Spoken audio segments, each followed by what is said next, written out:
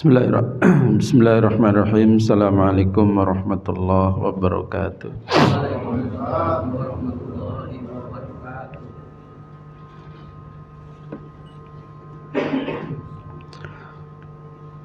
Alhamdulillah. Kenapa?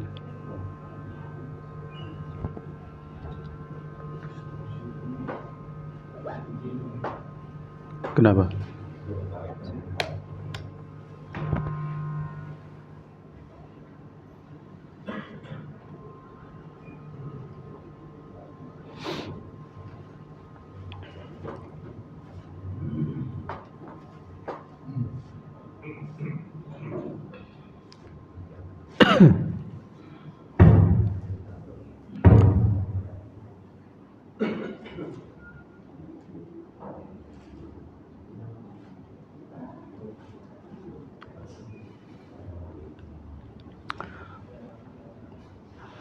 Alhamdulillah.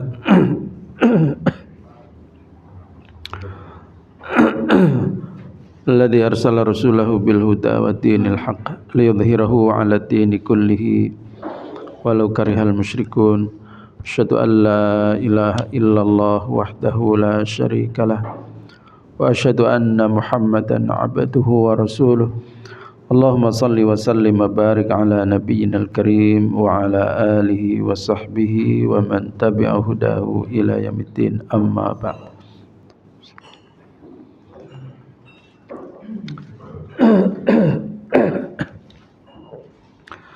Hadirin jamaah subuh yang dirahmati Allah. Alhamdulillah kita semua dalam keadaan sehat walafiat insyaallah. Semoga kita bisa memanfaatkan kesehatan kita dalam ketaatan kepada Allah SWT.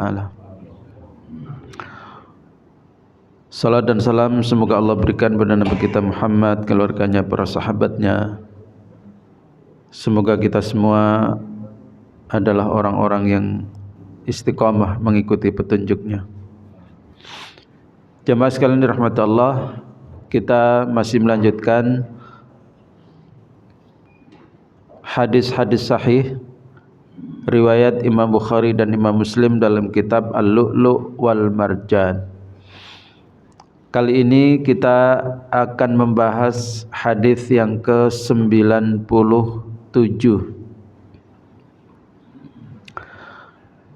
yaitu hadis yang bicara tentang akhir zaman, tentang kiamat, tanda-tanda kiamat, dan bagaimana keimanan seorang hamba atau seorang manusia itu tidak diterima ketika tanda yang keluar adalah yaitu terbitnya matahari dari arah tenggelamnya. An Abi Hurairah radhiyallahu anhu anna Rasulullah sallallahu alaihi wasallam qala. Dari Abu Hurairah radhiyallahu anhu bahwa Rasulullah sallallahu alaihi wasallam bersabda,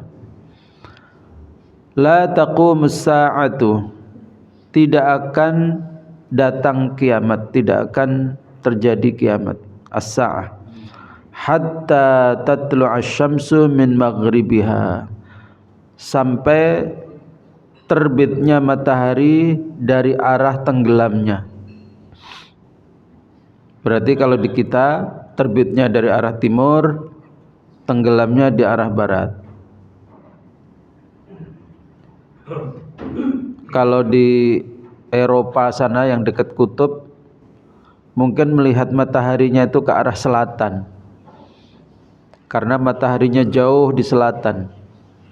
Kalau kita karena di garis khatulistiwa, matahari itu rutin menyapa kita dan selalu dari arah timur terbit di arah barat.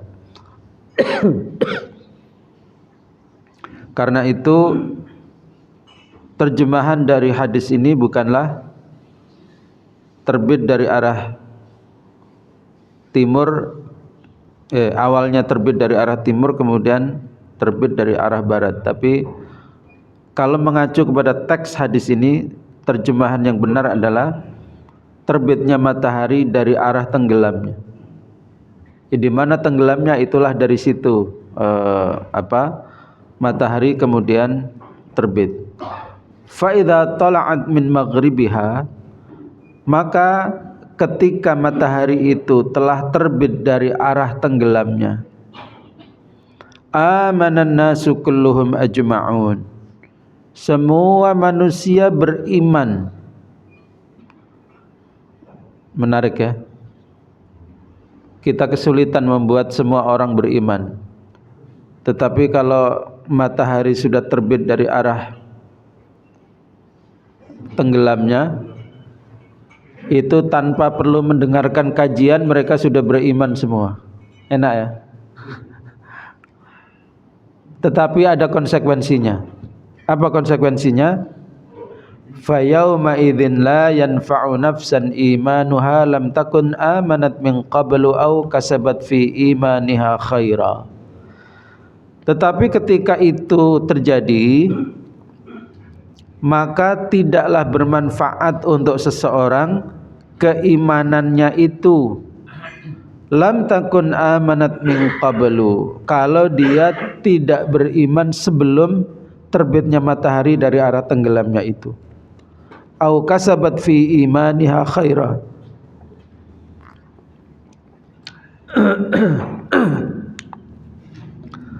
atau melakukan pembuktian yang baik terhadap keimanannya sebelumnya. Jadi jamaah sekalian dirahmati Allah, hadis ini sebetulnya poin yang ingin ditekankan poinnya apa? Poinnya adalah bahwa dari hadis ini kemudian dianggap terbitnya matahari dari arah tenggelamnya adalah sebagai alamat kubra, sebagai tanda kiamat yang paling besar.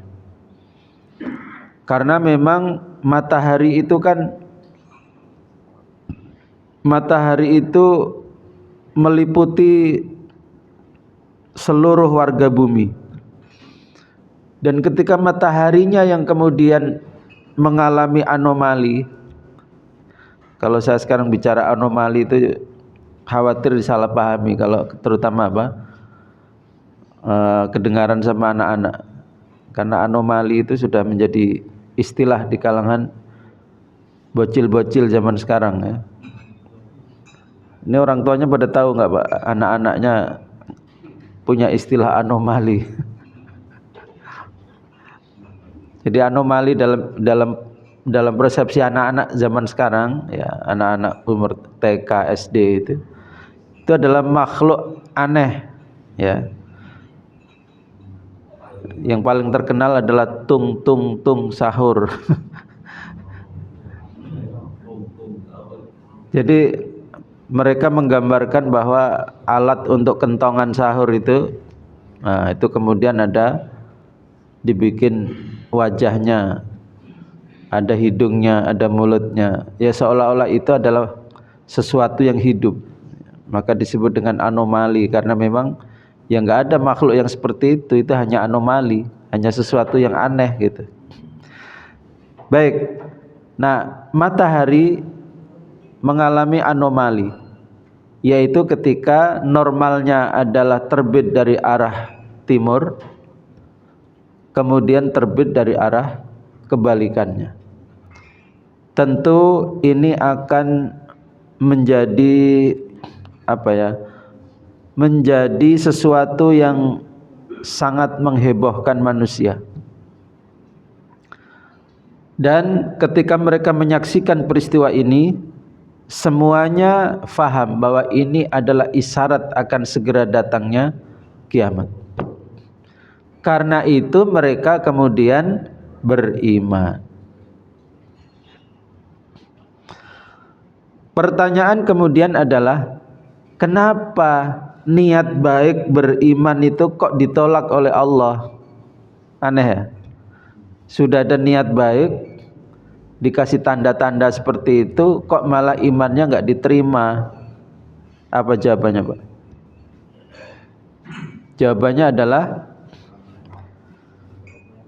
karena iman itu adalah perkara yang harus didasarkan kepada keimanan terhadap perkara gaib. Kalau iman itu didasarkan kepada perkara yang musyahadah, maksudnya apa? Yang bisa disaksikan oleh mata, itu istilahnya bukan iman. Istilahnya bukan iman. Karena percaya kepada sesuatu yang terlihat oleh mata, nyata, itu namanya bukan iman. Kenapa? Karena pada saat itu yang percaya kepada sesuatu yang nyata, itu baik orang kafir maupun orang mukmin sama-sama percaya.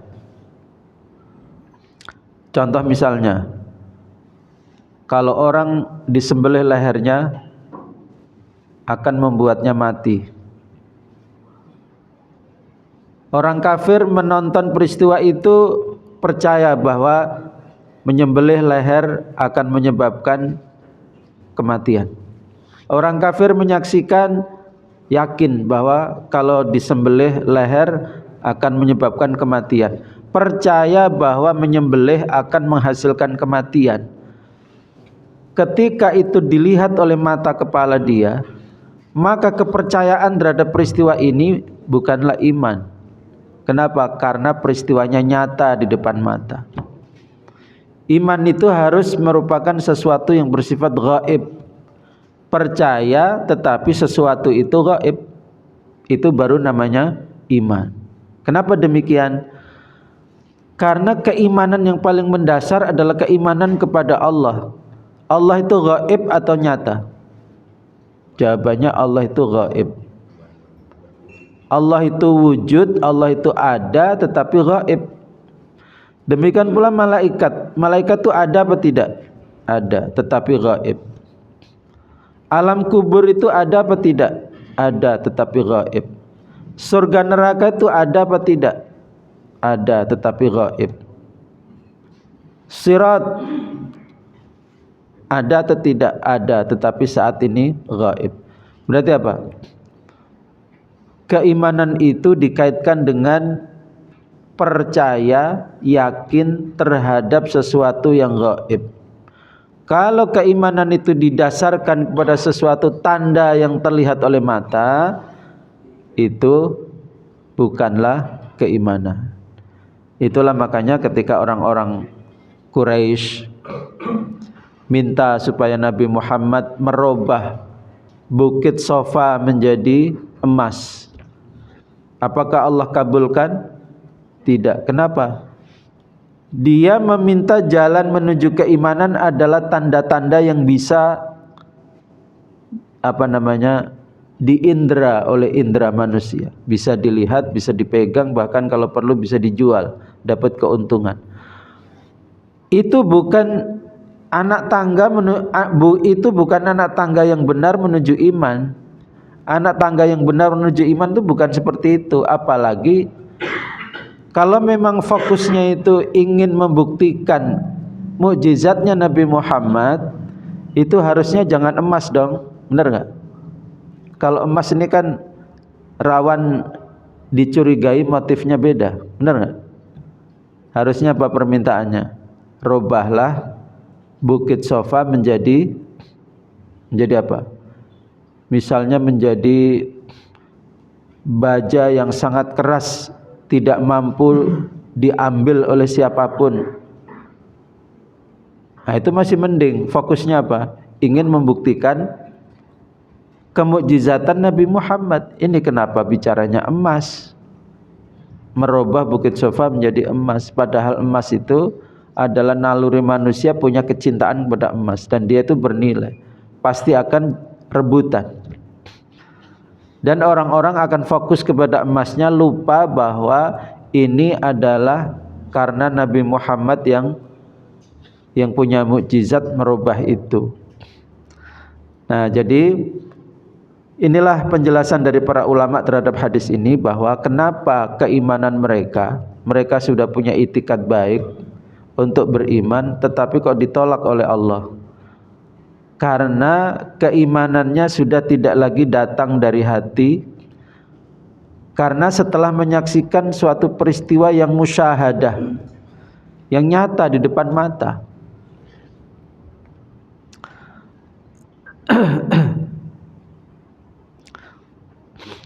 Jadi ketika matahari itu telah terbit dari arah tenggelamnya, maka keimanan mereka tidak lagi berguna.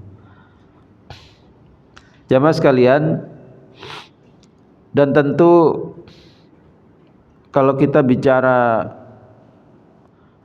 bicara fenomena alam, terbitnya matahari dari arah tenggelamnya itu, misalnya hari ini masih normal, besok tiba-tiba terbit dari arah tenggelamnya. Kira-kira ada guncangan enggak pada bumi? Itu kan sama dengan bumi itu direm lalu diputar kebalikannya. Kira-kira manusia merasakan enggak? Bumi direm perputarannya lalu diputar berbalik.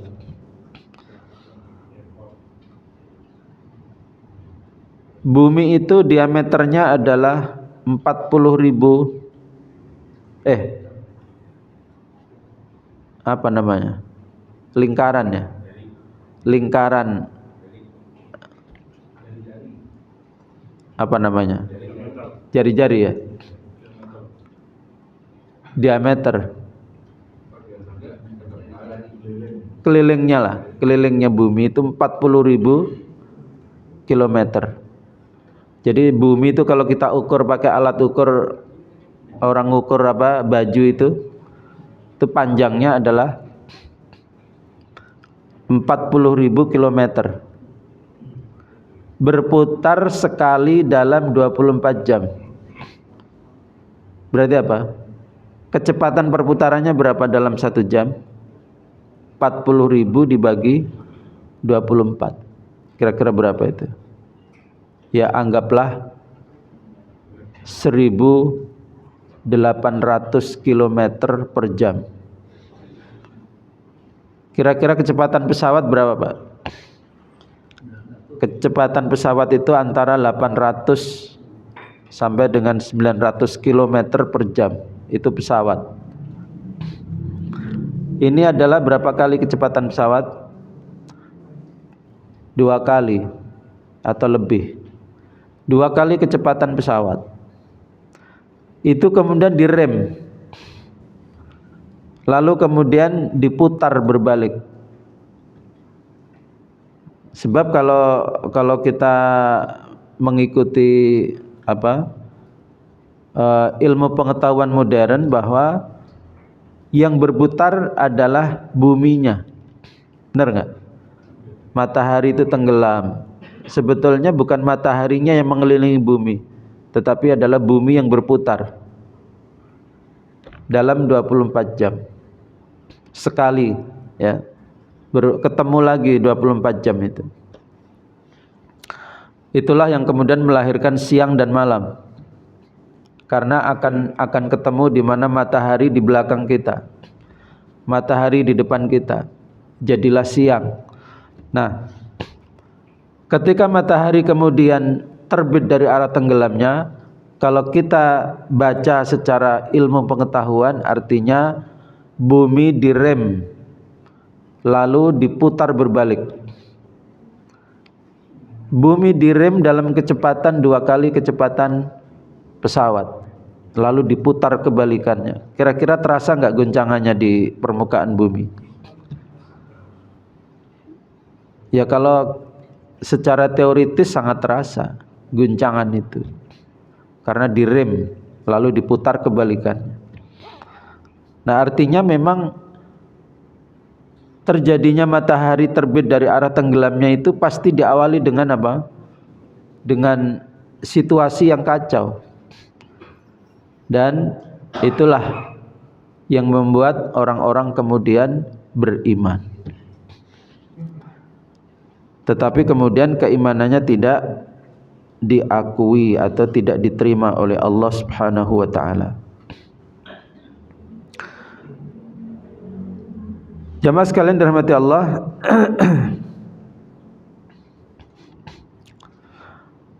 hadis ini terkait dengan ayat yang kita baca tadi, yaitu surat Al-An'am 158. Yauma ya'ti ba'du ayati rabbik la yanfa'u nafsan imanuha lam takun amanat min qablu aw kasabat fi imaniha khaira. Pada hari di mana datang sebagian ayat-ayat Allah. Sebagian ayat Allah yang dimaksud adalah terbitnya matahari dari arah tenggelamnya. Kemudian dalam Sahih Muslim, ya, ada hadis yang lain yang tidak tercantum dalam kitab ini, tapi ada dalam Sahih Muslim, bahwa dalam Sahih Muslim disebutkan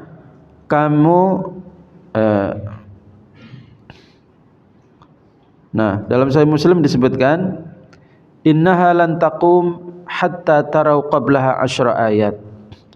Sesungguhnya kiamat tidak akan datang sampai kamu menyaksikan 10 tanda-tanda. Fadzakarat dukhan, menyebutkan tentang dukhan, ya, asap, wad dajjal, dabbah, ya, makhluk yang melata, wa tulu'us syamsi min maghribiha, terbitnya matahari dari arah tenggelamnya, wa nuzulu Isa bin Maryam, turunnya Isa ibnu Maryam, wa Ya'juj wa Ma'juj, ada Ya'juj dan Ma'juj. Kemudian salah satu khusuf, ada penenggelaman di 3 lokasi, khasfun bil masyriq wa khasfun bil maghrib wa khasfun bi jaziratil Arab, di timur, di barat, dan di jazirah Arab. Ini kita juga tidak begitu bisa menggambarkan sebetulnya peristiwanya nanti itu seperti apa. Wa akhiru dzalika narun takhruju minal Yaman, dan yang paling akhir adalah api yang keluar dari Yaman. Tatrudun nas ila mahsyarihim, yang akan membuat orang-orang akan berkumpul ke tempat berkumpulnya. Wallahu a'lam, ini adalah hadis yang bicara tentang masa depan, belum kejadian, sehingga kita nggak bisa menafsiri terlalu detail, ya. Intinya ada 10 peristiwa yang akan mendahului sebelum datangnya kiamat. Hadis ini sahih, riwayat Imam Muslim. Kalau kita lihat di dalam teks hadis ini, terbitnya matahari dari arah tenggelamnya ternyata bukan tanda terakhir. Hadis ini justru mengatakan wa akhiru dzalika, dan yang terakhir dari semua tanda-tanda itu adalah api yang keluar dari Yaman. Nah, api seperti apa itu kita juga nggak bisa menafsiri lebih jauh, ya. Api apa yang dimaksud keluar dari Yaman? Ya. Berarti terbitnya matahari dari arah tenggelamnya itu masih ada jeda waktu. Jeda waktu yang kemudian kejadian-kejadian yang lain ikut terjadi, barulah kemudian kiamat akan datang.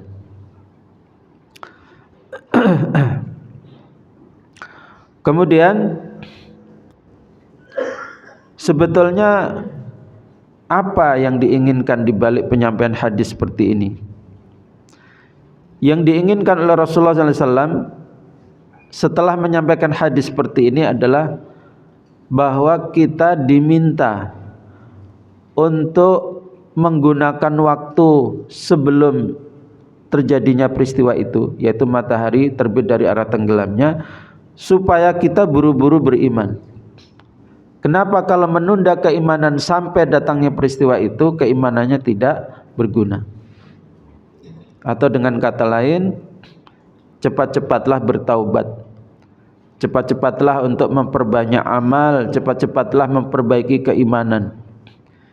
Kita nggak tahu kapan peristiwa terbitnya matahari dari arah tenggelamnya itu akan terjadi.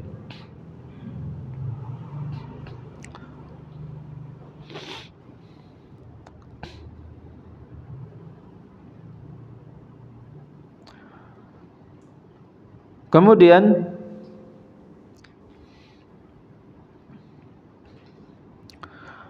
taubat dari Allah SWT, ya, sebagaimana kata Syekh Sa'di rahimahullah, beliau mengatakan taubatullahi ala ibadihi nau'ani. Taubatnya Allah terhadap hamba itu ada dua macam. Yang pertama adalah taufiqum minhu lit-taubah wa qabulu ba'da wujudiha, yaitu dimunculkan hasrat, dimunculkan keinginan untuk bertaubat. Lalu yang kedua adalah menerima taubatnya sesudah orang itu bertaubat. Nah, oleh karena itu tanda diterimanya taubat adalah diawali dengan munculnya keinginan untuk bertaubat. Banyak orang-orang yang tadinya dalam kehidupan yang tidak baik, lalu kemudian Allah ilhamkan untuk kembali kepada fitrah, kembali kepada jalan yang lurus. Lalu kemudian mereka bertaubat. Ada artis, ada orang biasa, ada pejabat dan sebagainya.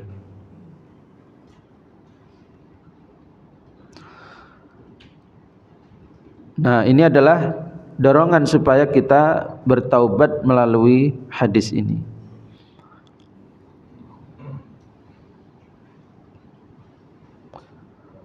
Kemudian yang juga perlu dicatat, ayat yang membicarakan tentang taubat, surat At-Taubah ayat 18. Walaisatit taubatu lilladzina ya'maluna as-sayyi'at hatta idza hadara ahadahumul maut qala inni tubtul an walalladzina yamutuna wa hum kuffar ulaika a'tadna lahum adzaban alima. Dan taubat itu tidaklah untuk orang-orang yang melakukan amal yang buruk sampai tatkala kematian datang kepadanya.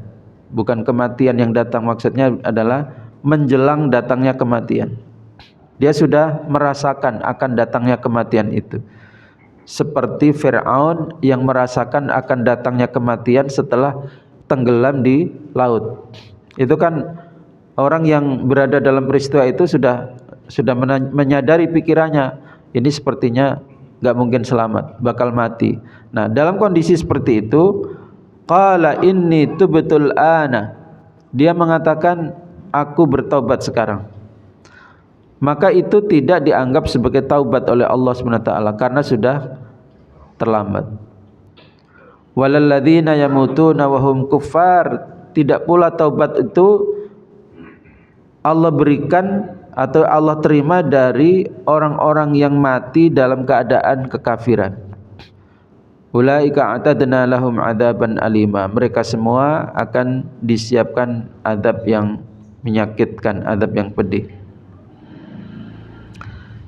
Jadi jamaah sekalian, ini adalah syarah atau penjelasan dari hadis yang ke-97. Kemudian kita akan tambahkan hadis yang ke-98. Dua hadis pada pagi ini, ya. Sebelumnya barangkali ada pertanyaan tentang hadis yang ke-97. Ya, silakan.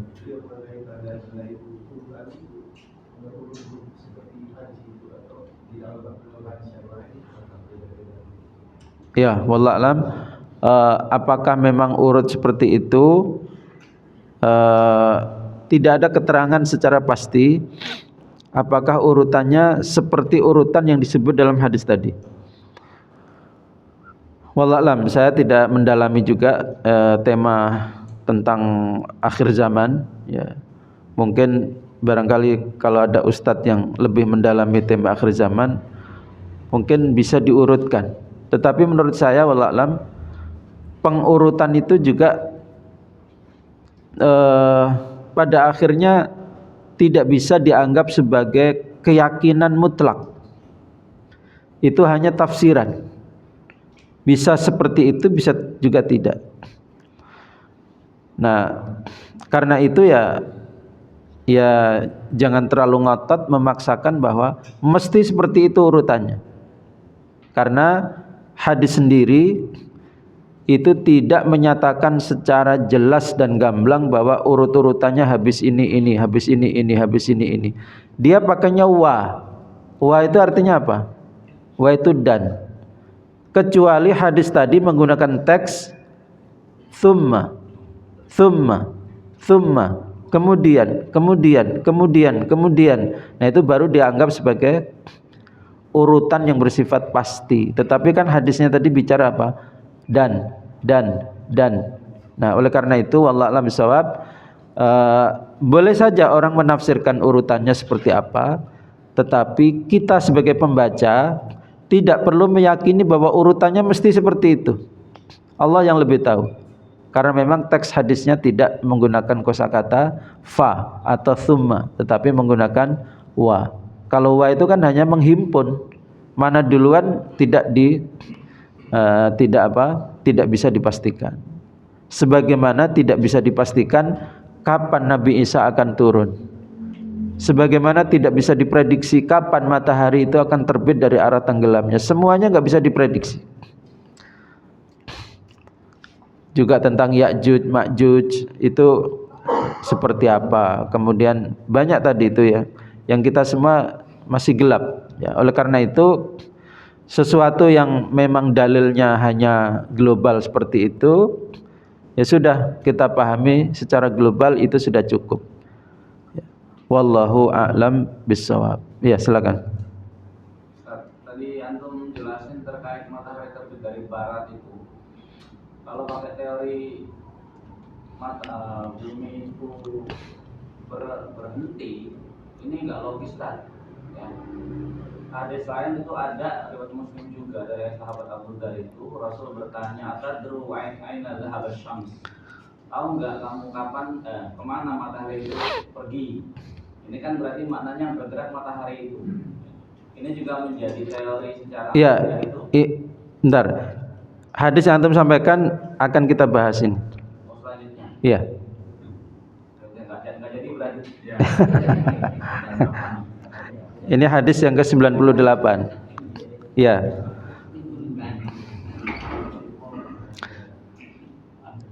Ya kalau tadi mohon maaf tadi yang saya sampaikan adalah bahwa kalau mengacu kepada keyakinan ilmu pengetahuan hari ini bahwa terjadinya siang dan malam itu adalah efek dari berputarnya bumi. Walaupun memang ada dua madhab ya, ada madhab yang matahari lah yang memutari bumi. Ya, salah satunya menggunakan hadis 98 ini. Ya. Baik kita bacakan ya hadis 98. Hadis 98 adalah dari Al-A'mash, dari Ibrahim At-Taimi, an abihi an Abi Dzar. Ya, ujung dari perawinya adalah Abu Dzar. Qala dakhaltul masjidah wa Rasulullah sallallahu alaihi wasallam jalisun. Aku masuk masjid. Siapa yang masuk? Abu Dzar. Ya, Abu Dzar masuk masjid menceritakan tentang dirinya. Aku masuk masjid wa Rasulullah sallallahu alaihi wasallam jalisun, dan Rasulullah duduk di dalam masjid itu. Masjid mana berarti? Masjid Nabawi, enggak mungkin Masjidil Haram ya. Ini kan peristiwanya di Madinah. Falamma gharabatis syamsu qala, tatkala matahari tenggelam, Nabi kemudian berkata atau bersabda, "Ya Abu Dzar, wahai Abu Dzar, hal tadri aina tadhhabu hadhihi?" Tahukah kamu kemana perginya matahari? Nah, ini tadi yang ditanyakan oleh Ustaz tadi ya. Kemana perginya matahari? Qala qultu Allahu wa rasuluhu a'lam. Aku menjawab, Allah dan Rasulnya lebih tahu. Qala fa innaha tadhhabu tasta'dhinu fis sujud fayu'dhanu laha. Dia pergi untuk sujud, maka diizinkan untuk melakukan sujud itu. Wa ka'annaha qad qila laha irji'i min haitsu ji'ti. Seolah-olah ada maklumat yang mengatakan atau ada suara yang mengatakan kepada matahari, kembalilah ke tempat asalmu. Fatatlu'a min maghribiha, maka dia kemudian karena disuruh kembali ke tempat asalnya, maka dia terbit lagi dari tempat asalnya, yaitu dari arah timur. Nah, hadis ini ya termasuk salah satu hadis yang ditolak oleh kalangan yang menerima hadis menggunakan logika. Kenapa? Karena hadis ini kan menggambarkan matahari itu laksana makhluk di bumi ya. Ada datang di depan kita, kemudian pergi, kemudian besok datang lagi gitu. Padahal menurut ilmu pengetahuan modern, penggambarannya tidak seperti itu. Nah, bagaimana kita seharusnya memahami hadis seperti ini? Terutama yang ditolak oleh kalangan yang menggunakan logika di dalam memahami hadis adalah kalimat yang mengatakan bahwasanya matahari itu sujud. Matahari sujud. Padahal kita tahu sujud itu adalah seperti kita ya, menggunakan organ sujud. Lalu matahari, benda sebesar itu, sujudnya bagaimana? Kenapa matahari kok digambarkan dengan istilah sujud? Mana kakinya, mana kepalanya? Lalu bentuk sujudnya seperti apa kalau dia sebuah lingkaran seperti itu? Kalau kita kan gerakan sujudnya beda dengan gerakan berdiri, beda dengan gerakan duduk. Terus sujudnya matahari itu seperti apa? Nah, maka terhadap mereka yang tidak bisa memahami hadis karena menggunakan analisa logikanya, kita gunakan dalil-dalil bahwa sujudnya matahari itu bukan dilakukan sendirian oleh matahari. Ternyata makhluk yang lain juga disebut oleh Al-Quran dengan kosakata sujud. Artinya apa? Kalau menolak hadis karena menggunakan kosakata sujud untuk matahari, maka konsekuensinya dia harus menolak Al-Quran, ayat Al-Quran, karena Al-Quran juga menggunakan kata-kata sujud.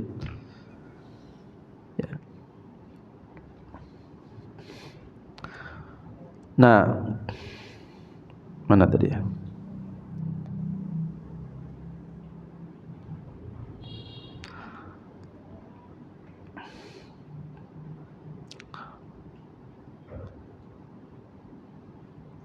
Ini suratnya adalah surat Al-Hajj ayat 18. Alam tara annallaha yasjudu lahu man fis samawati wa man fil ardi wasyamsu wal qamaru wan nujumu wal jibalu wasyajaru wad dawabu wa katsirum minan nas wa katsirun haqqa 'alaihil 'adzab wa may yuhinillahu fama lahu min mukrim innallaha yaf'alu ma yasha. Alam tara annallaha, tidakkah kamu tahu bahwasanya Allah, bahwasanya siapa-siapa yang ada di langit dan siapa-siapa yang ada di bumi semuanya sujud kepada Allah. Lihat teks Al-Quran, yasjudu lahu man fis samawati, bersujud kepada Allah siapa-siapa yang ada di langit dan siapa-siapa yang ada di bumi. Wasyamsu, nah ketemu, dan matahari, wal qamaru, dan bulan, wan nujumu, dan bintang-bintang, wal jibalu, dan gunung-gunung, wasyajaru, dan pohon-pohon, wad dawabu, dan hewan-hewan melata, wa katsirum minan nas, dan banyak dari manusia. Menarik, giliran manusia pakainya banyak dari manusia. Kenapa, Pak? Karena memang enggak semua kalau manusia itu. Sedangkan yang lain itu semua, ya. Jadi matahari, bulan, bintang, bukan katsirun minan nujum, banyak dari bintang yang sujud, enggak ada kalimat itu. Al-Quran menggunakan kalimat bintang-bintang, berarti seluruh bintang sujud kepada Allah. Kemudian pohon-pohon, hewan-hewan. Manusia doang yang pakai teksnya apa? Wa katsirum minan nas, dan banyak dari manusia. Karena memang faktanya yang sujud kepada Allah tidak semua manusia. Berarti Al-Qur'an itu apa? Pilihan katanya itu memang enggak pernah salah, enggak ada yang salah. Itu sudah akurat, ya. Nah, jadi jamaah sekalian dirahmati Allah, artinya kalau ada orang yang menolak teks hadis gara-gara hadis itu mengatakan sujud untuk matahari, apa konsekuensinya? Berarti dia menolak Al-Qur'an. Itulah makanya dulu ada istilah ingkarus sunnah, kelompok yang mengingkari as-sunnah. Kalau mengingkari as-sunnah berarti mengingkari Al-Quran. Nggak mungkin orang cuma mengingkari as-sunnah, itu nggak bisa. Ketika dia mengingkari as-sunnah berarti konsekuensinya mengingkari pula Al-Quran. Kalau dua-duanya diingkari artinya dia kafir. Imannya kepada kitabullah sudah rusak, batal. Padahal iman itu ada 6, rukun iman itu ada 6. Salah satu batal ya bisa membatalkan yang lain. Nah, jamaah sekalian,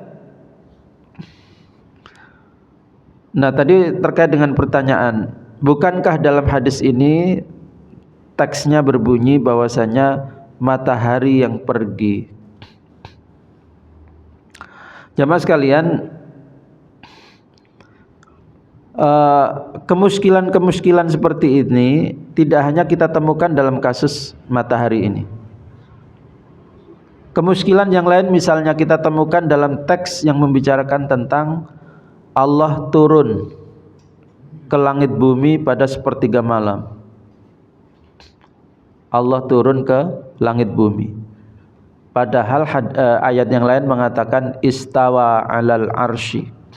Allah itu bersemayam di arsy. Sebab kalau pakai logika pasti gini logikanya. Kalau Allah pada sepertiga malam turun ke langit bumi, berarti Allah domisilinya terus-terusan di langit bumi. Kenapa? Lah sepertiga malam itu kan cuman pergeseran.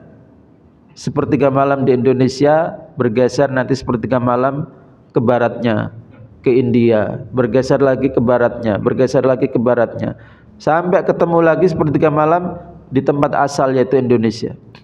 Berarti apa? Kalau begitu Allah adanya di bumi terus. Kenapa? Tidak ada bumi tanpa sepertiga malam. Benar nggak? Nah, jadi kalau kita menggunakan menggunakan logika, ya, menggunakan logika, maka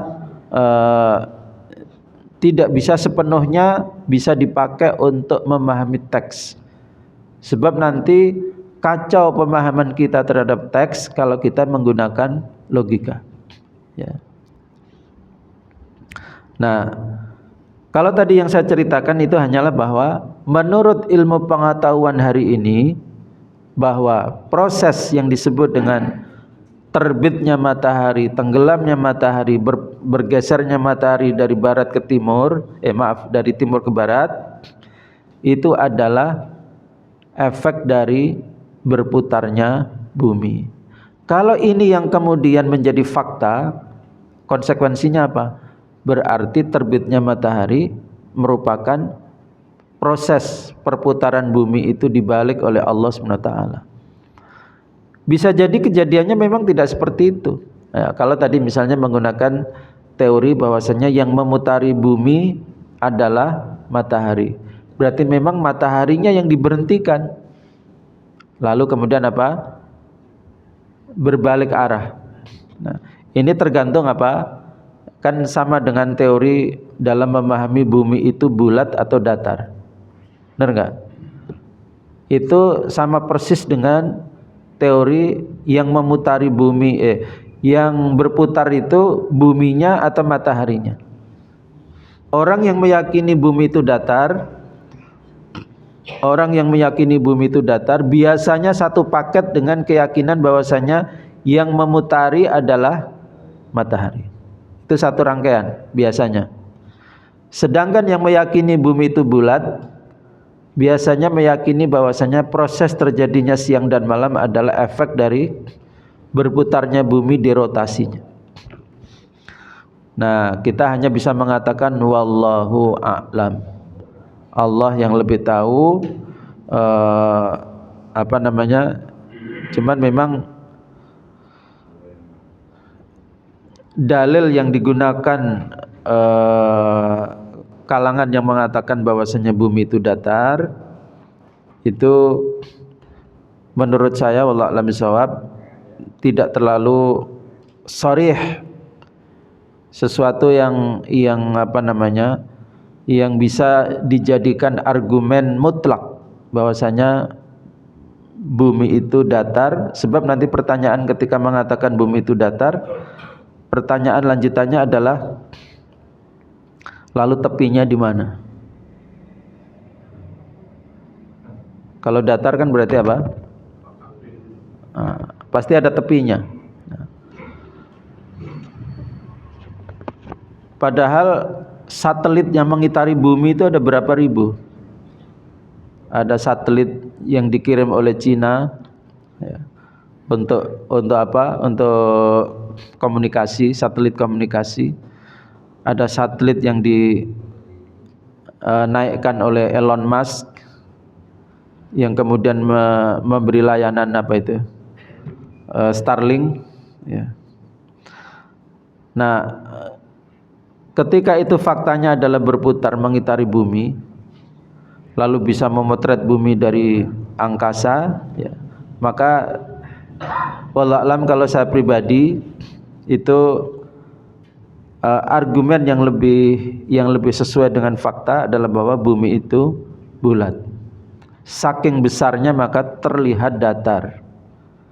Al-Quran ketika membicarakan menghamparkan bumi, bukan berarti bumi itu datar secara mutlak yang kemudian ada batasnya, sehingga ketika kita jalan itu jatuh ke bawah.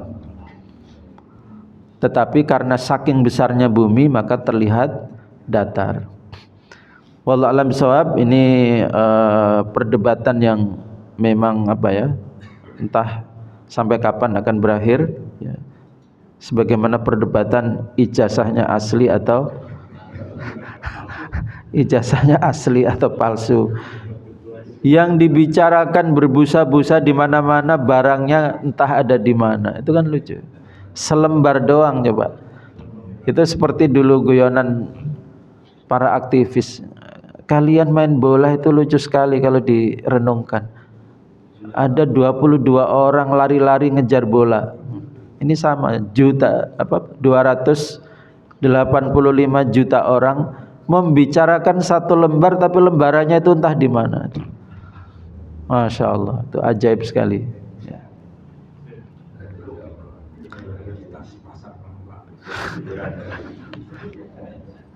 Jadi kalau dibuka tema itu nggak pulang-pulang. Oh, apalagi Pak Bambang ahlinya menganalisa masalah masalah mantan. Rupanya belum bisa move on dari mantan ya. Baik, demikian kajian kita pada pagi ini. Masih ada pertanyaan Ustadz yang perlu disampaikan? Silakan. Yang tadi saja kan konteks hadisnya juga nyambung dengan di antara mereka yang mengetahui kapan matahari terbit dari al-barat itu kan kaitannya dengan hadis zikir. Karena Rasul kemudian menyebutkan malam itu durasinya panjang, sampai seseorang muslim itu dia sudah tidur pulas, terus bangun masih gelap, sholat tahajud sampai letih, terus tidur lagi, bangun masih gelap lagi, sholat lagi sampai letih, tidur, bangun masih gelap lagi, gitu ya. Yeah. Nah, sampai kemudian di sebelah kemudian mereka mengetahui besok matahari terbit dari arah barat. Artinya ini kan 3 kali gelap gitu ya. Itu kalau nyambung ke hadis Abu Dzar tadi kan Rasul menyebutkan matahari itu juga kemudian menghadap ke Allah itu kan 3 kali tuh, ya kan? Menghadap kepada Allah, perintahkan kembalilah kamu ke tempat dari tempat terbit asalmu, tiga ya. kali, baru yang keempat kalinya kembali dari tempat kamu tenggelamnya, gitu kan? Nah, barulah saat itu kemudian matahari betul-betul terbit dari arah barat, yang itu durasinya hanya setengah hari. Jadi terbit dari barat, dari tempat tenggelam baru setengah hari tok sampai pertengahan, lalu dia balik lagi tenggelam di tempat tenggelamnya juga, gitu. Ya, ini kan sambungan rangkaian daripada hadis-hadis matahari terbit dari arah barat. Ya, kalau secara akidah itu saya meyakini itu sebagai keyakinan bahwasanya memang bulan, ya, matahari itu yang kemudian mengelilingi bumi, ya, di samping juga bumi juga memiliki rotasi sendiri, gitu ya. Karena kalau kemudian teorinya bumi yang kemudian diberhentikan, ini tentu efek kacaunya luar biasa. Sementara setelah matahari terbit dari tempat tenggelamnya itu kehidupan masih terus berjalan normal, gitu, ya. Sangat normal sekali, gitu, Ustaz. Ya, ya, wallahu a'lam bishawab. Jadi kalau lihat teks hadis tadi itu memang terbitnya matahari dari arah tenggelamnya itu bukan tanda terakhir, ya. Jadi pernyataan beliau benar. Sesudah peristiwa terbitnya matahari dari arah tenggelamnya itu kehidupan masih berlanjut. Dan memang bisa jadi memang seperti itu, ada proses perubahannya itu tidak disadari oleh manusia, ya. Wallahu a'lam bishawab. Jadi ini semua adalah peristiwa-peristiwa ke depan yang kita tidak bisa menafsiri terlalu detail, ya. Karena detailnya perkara ini belum bisa diyakini secara mutlak. Pendetailannya, ya, globalnya diyakini secara mutlak, tapi pendetailannya itu bersifat asumsi, ya. Oleh karena itu kita tidak perlu masuk dalam perdebatan pendetailannya, karena dia tidak terlalu berkaitan dengan amal, tidak berkaitan dengan amal. Seperti kita masuk dalam perdebatan, sebetulnya surga yang ditempati Nabi Adam dulu, apakah surga yang akan diberikan Allah nantinya? Cari dalilnya, akhirnya bantah-bantahan. Persoalannya adalah setelah tahu misalnya surganya ternyata sama, atau kesimpulannya surganya ternyata beda, itu pengaruhnya dengan sholat kita apa? Gak ada pengaruhnya, benar gak?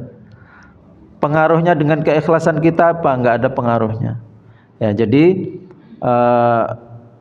boleh kita membahas itu, tapi tidak perlu sampai pada jidal, ya, perdebatan yang saling menyalahkan, lalu kemudian merasa dirinya benar.